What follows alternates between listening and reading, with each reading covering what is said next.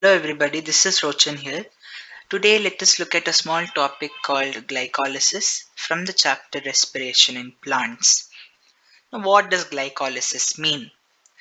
Glycolysis is the conversion of glucose, that is the 6 carbon molecule, or you can call it breakdown of glucose. Lysis means breaking down. So glucose is broken down into a 3 carbon molecule called pyruvic acid or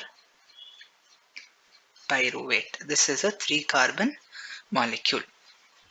So one point to notice, this step does not happen at once. This is not a single step reaction. It is going to have 10 intermediate steps. So for the conversion of glucose to pyruvic acid, we have to see 10 steps that is going to take place. Next, where does this glycolysis takes place? It occurs at in the it occurs in the cytoplasm of the cell. It occurs in the cytoplasm of the cell. Now we all know that respiration can be broadly classified into aerobic and anaerobic respiration. Aerobic respiration is where the respiratory substrate is broken down into simpler compounds in the presence of oxygen, whereas in anaerobic respiration there is lack of oxygen or absence of oxygen. One thing here is glycolysis happens, or glycolysis is the first step in respiration of both aerobes and anaerobes. What do I mean? That in both aerobic and anaerobic respiration, glycolysis is going to be the first step, which means it does not depend on oxygen is present or not present. Okay. Now this glycolysis, we also address it as EMP pathway. Why EMP pathway? It is named after the scientists who discovered this. E for Emden, M for Meyerhoff, and P for Parnas. So these were the scientists who discovered the glycolysis, and somewhere in 1940. That is why we also call it EMP pathway. Now let us quickly look at all those 10 intermediate steps in EMP pathway. Hello, once again. First, we are going to have the 6 carbon compound, that is glucose. So glucose is going to be broken down into something called glucose 6 phosphate. What does this mean? That to the 6th carbon atom of glucose, a phosphate group is added.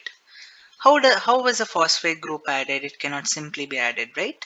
So during this conversion, 1 ATP, what is it going to do is one of its phosphate, it is going to give it to the glucose and it is going to become ADP.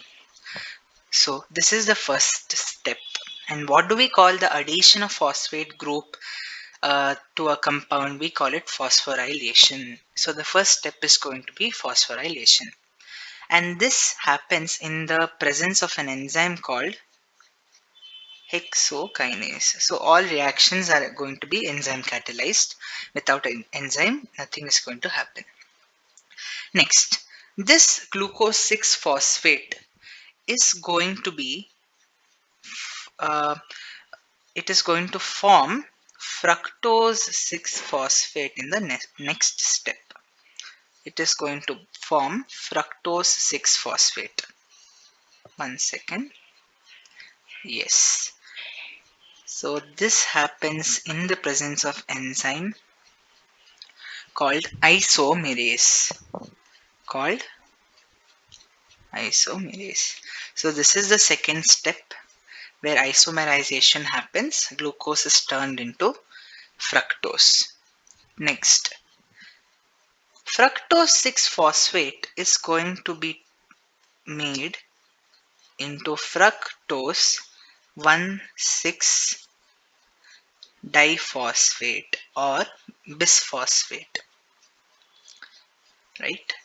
Which means One carbon atom was already there, one phosphate was already there in the sixth carbon atom of fructose, but here one more phosphate group is added. So that is why at the first carbon atom and at the sixth carbon atom, two phosphates are there. That is why it is fructose 1,6 diphosphate. Even here, to become diphosphate, phosphate should be added. How is that added? Again through phosphorylation. So ATP is going to give one of its phosphate to the fructose 6 phosphate and it is going to become ADP. This happens in the presence of an enzyme called phosphofructokinase. This happens in the presence of an enzyme called phosphofructokinase. Next, this was the third step, right? Again, third step is again phosphorylation. Next, fructose 1,6 diphosphate is going to give rise to two compounds. One is we call it DHAP, that is dihydroxyacetone phosphate, and another one is called PGAL, that is phosphoglyceraldehyde. Now, how is this going to happen? This is going to happen in the presence of an enzyme called aldolase. It is going to happen in the presence of an enzyme called aldolase. So this is going to be the fourth step. Next, what is this DHAP and PGAL? They have the capacity to interconvert. Okay, so this is going to be interconvertible. Why do we need this interconversion property? Now we will understand in the next step. So this happens. DHAP is produced by the enzyme aldolase. Here we have isomerase enzyme. When does this isomerase enzyme act? When DHAP will get converted into PGAL. Okay. So why should it convert? We will see now. So here this is the fifth step where isomerization is going to happen. After PGAL, what is going to be formed? Something called 1,3-diphosphoglyceric acid is going to be formed. 1,3-diphosphoglyceric acid. This is the next step. Now observing carefully, here we have diphosphate. So another phosphate should be added, right? So one phosphate is just added. Remember, not through phosphorylation. The free phosphate which is present is going to be added. In this process, what is going to happen? 2H plus is going to be released. So this process is actually called oxidative dehydrogenation, where hydrogen is released. Okay, hydrogen is given out. And what NAD is going to do is nicotinamide acetone dinucleotide. It is going to take up this 2H plus and it is going to become NADH plus H plus. And this particular molecule is going to go into the electron transport system later on. Okay, this is what happens in this process, and the enzyme associated here is dehydrogenase. Enzyme is dehydrogenase, right? Next, after 1,3-diphosphoglyceraldehyde, diphosphoglyceric acid is formed. After this, the formation of 3-PGA happens. What is PGA? Phosphoglyceric acid. 3-phosphoglyceric acid. Here, in this process, what is going to happen is, you can observe from diphosphoglyceric acid, it is becoming phosphoglyceric acid, which means one phosphate should go out. So, what is going to happen is, ADP will be there. This phosphate is given out here and it is going to become into ATP, right? So this step I can call it, this was step number 6, and this is step number 7, where ATP production is happening. ATP production is going to happen. This happens in the presence of an enzyme called phosphoglycerokinase. Phosphoglycerokinase, right? Next, this 3-PGA is going to again become, not again, it is going to become 2-PGA, 2-phosphoglyceric acid. And under the in the presence of enzyme phosphoglyceromutase, there it is kinase, here it is mutase. So here this is the 8th step. Again isomerization is happening. The carbon atom, the phosphate group attached to the third carbon atom is going to go to the second carbon atom position. Here no ATP production is going to happen. After this 2-PGA is produced, next it is going to form PEP. What is PEP? One second.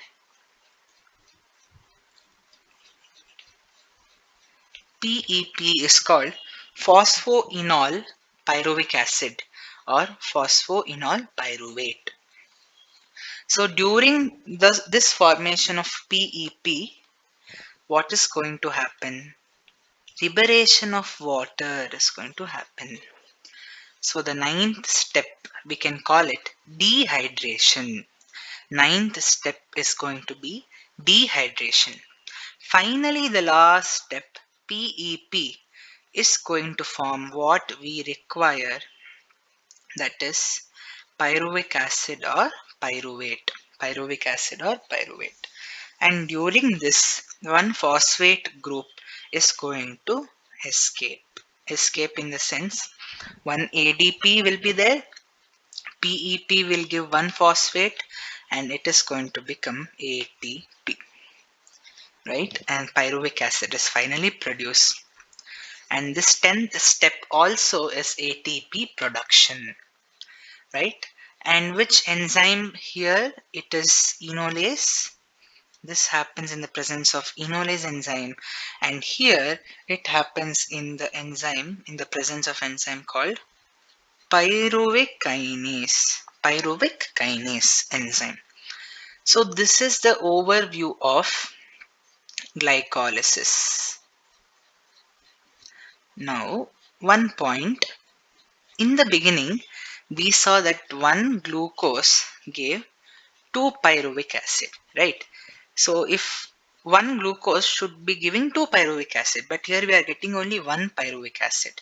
How will that happen? If you observe carefully, the first, second, third, fourth steps and fifth step is going to happen only once.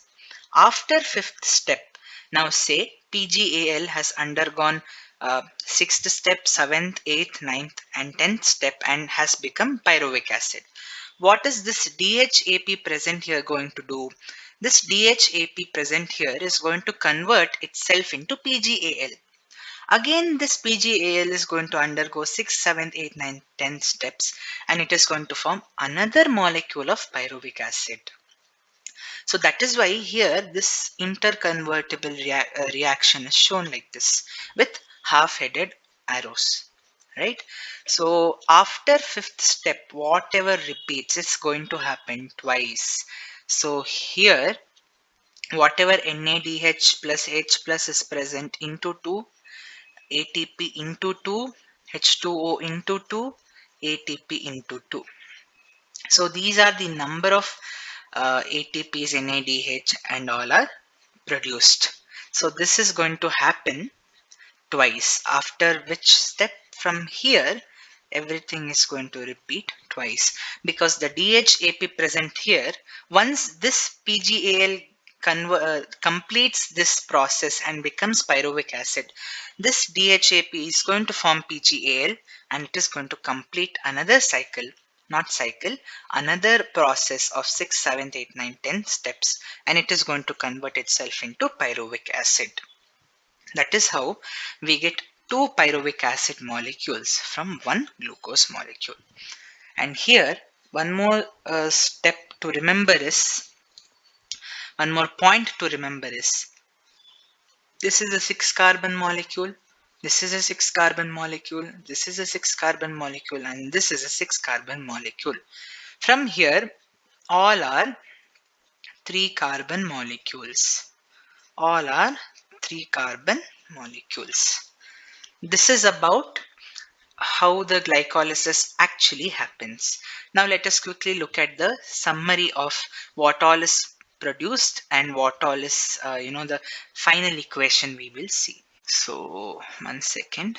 One molecule of C6H12O6 was added, and just see here, 2 ATPs were given, right? 2 ATPs were used by the in the pathway. Next, with that, 1, 2, 3, 4 ADPs were also used. Why 4 ADPs? Here there is only 1, 2, right? No, because from the fifth step, everything repeats twice. 1 ADP, 1 ADP for the first time, another ADP for the second time. So for 4 ADPs are invested, you can say. And how many NADs are put? Not one, 2 NAD. 2 NAD is put. Now, with this, what is the output? What is the output we get? One second. Outputs, let us see. First of all, we get two pyruvate molecules, that is C3H4O3 plus. We will come from the first. 1, 2 ADPs are given. Next, what else? 1, 2 NADH plus is given. 2 NADH plus H plus is given. And how many ATPs are given? Here 2 and here 2, right? 4 ATPs are given.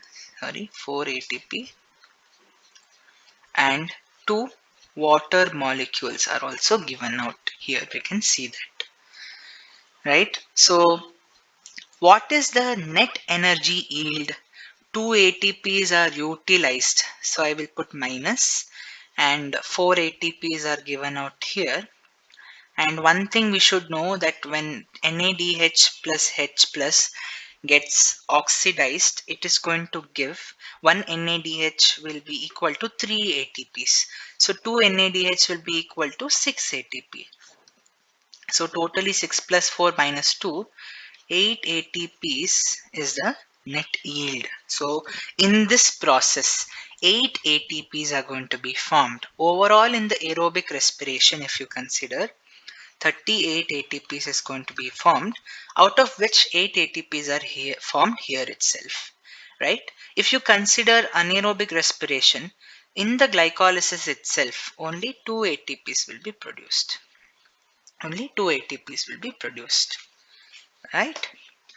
So this is about net yield of and summary of glycolysis. So thank you so much.